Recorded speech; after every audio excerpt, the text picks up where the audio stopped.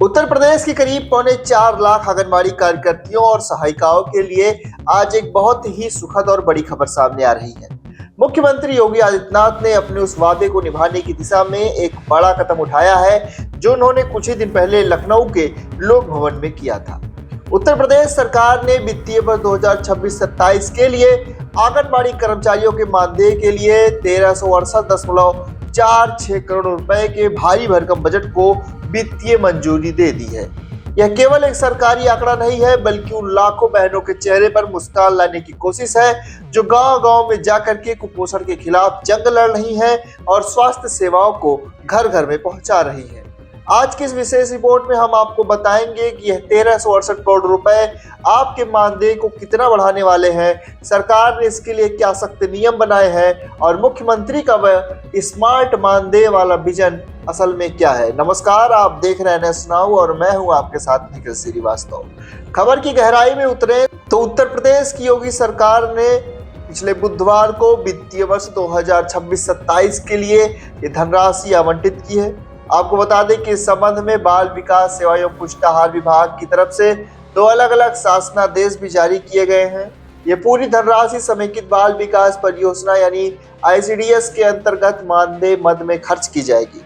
सरकार ने साफ कर दिया है कि बजट की कमी के कारण किसी भी कार्यकर्त्री या सहायिका का मानदेय नहीं रुकना चाहिए, लेकिन इस बार बजट जारी करने के साथ ही सरकार ने निगरानी की पेच भी कस दिए हैं। शासन ने बाल विकास सेवा एवं पुष्टाहार निदेशक को सीधी जिम्मेदारी सौंपी है कि वे इस धनराशि का उपयोग पर कड़ी और पैनी नजर रखें। एक खास शर्त भी जोड़ी गई है कि जनपद यानी कि जिलों को अगली किस्त या नई राशि तभी जारी की जाएगी जब वो ये साबित करेंगे कि पूर्व में आवंटित धन पूरी तरह से सही तरीके से खर्च हो चुका है। इसका सीधा मतलब है कि अब बजट की फाइलों में देरी नहीं होगी और पैसा सीधा लाभार्थियों तक पहुंचेगा।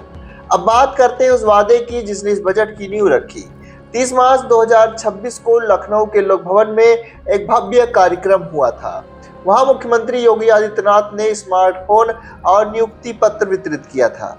उसी वजह से मुख्यमंत्री ने एक बहुत ही महत्वपूर्ण बात कही थी। उन्होंने कहा था कि जब हमारी आंगनबाड़ी बहनों की कार्यप्रणाली स्मार्ट हो रही है, जब वे स्मार्टफोन से डिजिटल डाटा फीड कर रही है, तो उनका मानदेय भी स्मार्ट होना चाहिए। मुख्यमंत्री का मानना है कि आंगनबाड़ी कर्मी अब केवल पारंपरिक काम नहीं कर रही हैं, बल्कि वे तकनीकी के साथ कदम से कदम मिला करके चल रही हैं। इसलिए इस 1368 करोड़ रुपए के बजट को उस सम्मानजनक मानदेय की पहली किस्त के रूप में भी देखा जा रहा है। सरकार का स्पष्ट लक्ष्य है कि काम के बोझ के हिसाब से पारिश्रमिक में भी वृद्धि करना। अब आते हैं सबसे महत्वपूर्ण सवाल पर कि आखिर मानदेय में कितने रुपए बढ़ने वाले हैं। वर्तमान आंकड़ों पर नजर डालें तो एक आंगनबाड़ी कार्यकर्ती को अभी कुल मिलाकर के लगभग 8,000 रुपए के आसपास तक का मानदेय मिलता है। वहीं सहायिकाओं का मानदेय 3,000 से 4,000 रुपए के बीच रहता है। लेकिन अब जो नई योजना बन रही है और जो बजट आवंटित हुआ है, उसके संकेतों को अगर हम समझें तो उससे क्या साबित होता है, वो आइए आपको बताते हैं। कार्यकर्तियों के मानदेय में 4,000 रुपए तक की भारी वृद्धि की संभावना है, यानी कि उनका मानदेय 12,000 रुपए तक पहुंच सकता है। सहायिकाओं के मानदेय में भी 3,000 रुपए तक की बढ़ोतरी हो सकती है। अगर हम पिछले बजट से इसकी तुलना करें तो इस बार मानदेय मद में आवंटन में महत्वपूर्ण बढ़ोतरी की गई है, जो सीधे तौर पर वेतन वृद्धि की तरफ संकेत कर रही है। उत्तर प्रदेश में इस समय करीब 1.89 लाख आंगनबाड़ी कार्यकर्तियां और 1.39 लाख सहायिकाएं कार्यरत हैं, यानी कि कुल 3,28,000 से ज्यादा महिलाएं सीधे फैसले से लाभान्वित होंगी। इतना ही नहीं, सरकार ने 5,000 नई कार्यकर्तियों और 60,000 नई सहायिकाओं की भर्ती की प्रक्रिया भी तेज कर दी है, जिसका मतलब है कि आने वाले समय में यह बजट और भी विस्तृत होगा।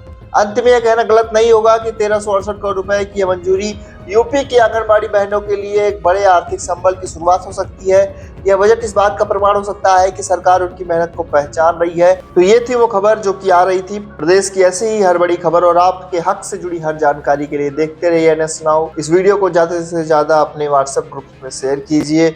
बने रहे NS नाउ के साथ, चैनल को सब्सक्राइब कीजिए। मिलेंगे आपसे अगली अपडेट में, तब तक के लिए आप सभी को नमस्कार।